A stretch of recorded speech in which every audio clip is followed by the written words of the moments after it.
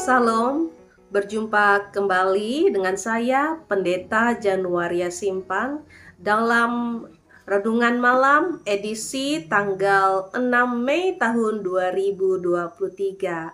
Dan bagian firman Tuhan bagi kita pada saat ini terdapat di dalam kitab Perjanjian Lama, yaitu Yeremia pasal 26 ayatnya yang ke-20 hingga ayatnya yang ke-24.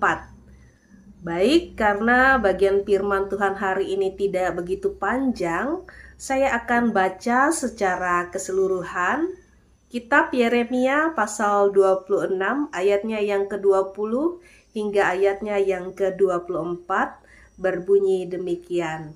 Ada juga seorang lain yang bernubuat demi nama Tuhan, yaitu Uria bin Semaya dari Kiryat Yearim. Dia bernubuat tentang kota dan negeri ini tepat seperti yang dikatakan Yeremia. Ketika Raja Yoyakim bersama-sama dengan segenap perwiranya dan semua pemuka mendengar perkataan orang itu, maka raja pun mencari ikhtiar untuk membunuhnya. Mendengar hal itu, maka takutlah Uria, lalu melarikan diri dan tiba di Mesir. Kemudian Raja Yoyakim menyuruh orang ke Mesir, yaitu Elnatan bin Akbor beserta beberapa orang. Mereka mengambil Uria dari Mesir dan membawanya kepada Raja Yoyakim. Raja menyuruh membunuh dia dengan pedang dan melemparkan mayatnya ke kuburan rakyat biasa. Tetapi Yeremia dilindungi oleh Ahikam bin Safan, sehingga ia tidak diserahkan ke dalam tangan rakyat untuk dibunuh. Amin. Saat ini saya mengangkat tema yaitu berani menyuarakan kebenaran. Bapak, Ibu, Saudara-saudari, ada satu tokoh yang mungkin pada saat ini tidak begitu kita kenal atau jarang kita dengarkan. Nama tokoh ini adalah Yap Tian Hien. Jadi kiprah dari Yap Tian Hien dalam menegakkan keadilan dan memperjuangkan hak asasi manusia di masanya begitu luar biasa. Ia minoritas, ia seorang Cina, dan ia adalah seorang Kristen yang jujur. Ia hidup pada masa perjuangan kemerdekaan Republik Indonesia, masa Orde Lama dan masa Orde Baru. Jadi sosok atau tokoh Yap Tian Hien ini ia hidup pada 3 masa. Baginya kemanusiaan, keadilan, dan juga hak asasi manusia mesti ditegakkan.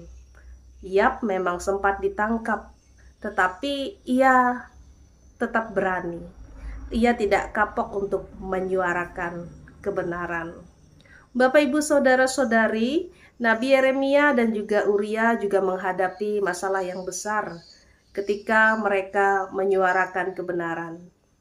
Mereka menyampaikan kepada bangsa Yehuda bahwa Allah akan menghakimi umatnya bila mereka tidak bertobat. Nubuat tersebut membuat rakyat dan juga para pejabat Yehuda menjadi marah, dan mereka berusaha untuk menyingkirkan atau membunuh kedua nabi itu. Malangnya Uria berhasil mereka tangkap, walaupun ia sempat melarikan diri ke Mesir.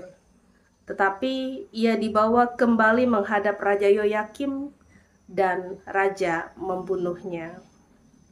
Namun Yeremia tidak berhasil mereka bunuh karena ia dilindungi oleh seseorang bernama Ahikam bin Safan. Saudara-saudari, mungkin saat ini tidak ada di antara kenalan kita yang sedang terancam nyawanya. Tetapi saudara, bisa jadi saat ini kita melihat ada seorang yang memerlukan dukungan dari kita. Adakah di antara kita yang saat ini hak asasinya diinjak-injak, atau bakatnya disepelekan, atau yang suaranya tidak didengarkan, atau seseorang yang diperlakukan secara tidak adil? Saudara-saudari, ketika kita membela kepentingan orang lain, mungkin ada satu resiko yang harus kita hadapi, seperti yang dialami oleh Yap atau juga Ahikam tadi. Tetapi itu adalah tindakan yang tepat, saudara. Jadi saat ini, mari kita bersama-sama merenungkan, apakah kita juga mau digerakkan oleh Allah untuk bersuara atau bertindak bagi orang-orang yang membutuhkan dukungan atau pertolongan kita, seperti yang dilakukan oleh tokoh Iyab dan juga Ahikam tadi yang menolong Yeremia. Dan maukah kita juga menyuarakan kebenaran seperti yang dilakukan oleh Yeremia dan juga Uria. Saudara-saudari, meski resikonya besar, kiranya kita senantiasa berani untuk menyuarakan kebenaran dan membela keadilan. Tuhan akan senantiasa menolong dan memampukan kita. Amin. Mari kita berdoa. Terima kasih Tuhan, kami telah bersama-sama mendengarkan serta merenungkan firman-Mu. Kiranya oleh pertolongan Roh Kudus-Mu, kami dimampukan untuk menyuarakan kebenaran bagi orang-orang di sekitar kami.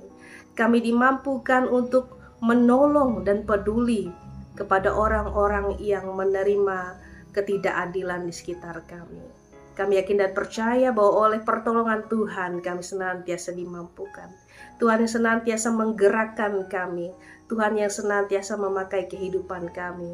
Terima kasih Bapa, kami bersyukur dan berdoa di dalam nama Yesus Kristus, Tuhan dan Juru Selamat kami. Amin.